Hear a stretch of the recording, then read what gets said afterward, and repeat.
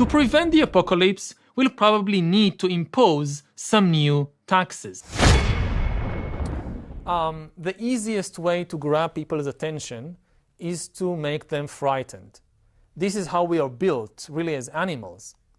So if you want to distract the public from issues like government corruption, or like deteriorating healthcare system, or deteriorating education system, the best thing is to find an external enemy that threatens the survival of the nation, and immediately that gets all the attention. Terrorism kills a handful of people, and you have all the government and millions of people terrified from it. Climate change can kill not a handful of people, but millions upon millions of people. And we should place climate change far above terrorism. There is less room to criticize the government, because then you are immediately labeled a traitor. Like, this is war now. We're in a national emergency. We all have to unite around the government, and anybody who opposes that or criticizes the government is a traitor. This is like, we saw it throughout history. So it's the same logic with, with terrorism in the West, as you say. And this is why very often, even in a situation when there is no real threat, leaders are manufacturing artificial threats. Very soon, it will be possible to hack human beings.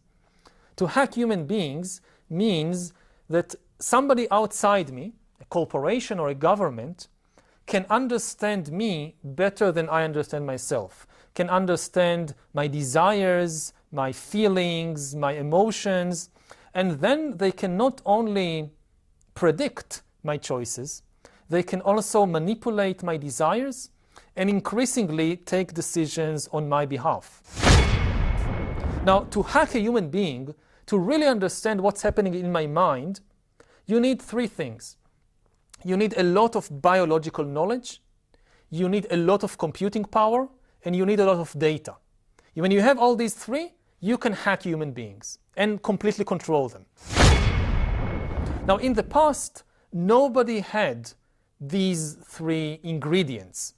Even if you think about something like the Soviet Union in the time of Stalin, so the KGB could follow people around all day, but the KGB did not have enough biological knowledge or computing power or data to actually decipher what's happening inside you. So they could know where you go and who you meet, but they couldn't really tell how you feel. Now we see the emergence of technologies that can enable corporations and governments to access your mind, to go under, not only where you go and who you meet, what you actually feel, what you actually think each and every moment. And once you have this technology, you can create total surveillance regimes that follow everybody all the time and know not just what they do, but also what they feel. And this can give rise to totalitarian regimes worse than anything we have seen in the 20th century. This wave of populism and extremism is that people are correctly sensing that they are being left behind, that the new technologies, artificial intelligence, biotechnology, and all that, they are creating a new world, but this new world is shaped by a very, very small elite, largely to the benefit of this small elite, and that more and more people are simply being left behind, and they are losing the power even to understand what's happening in the world. Die Sozialpsychologin Pia Lamberti erforscht das Phänomen der Weltverschwörer. Sie spricht allerdings nicht von Verschwörungstheorien, sondern von Verschwörungserzählungen, weil sie sagt, dass es für diese gar keine theoretische Grundlage gäbe. Welche Gefahr geht von ihnen aus? Darüber habe ich mit Pia Lamberti vor der Sendung gesprochen. Hallo, guten Abend, Frau Lamberti. Guten Abend.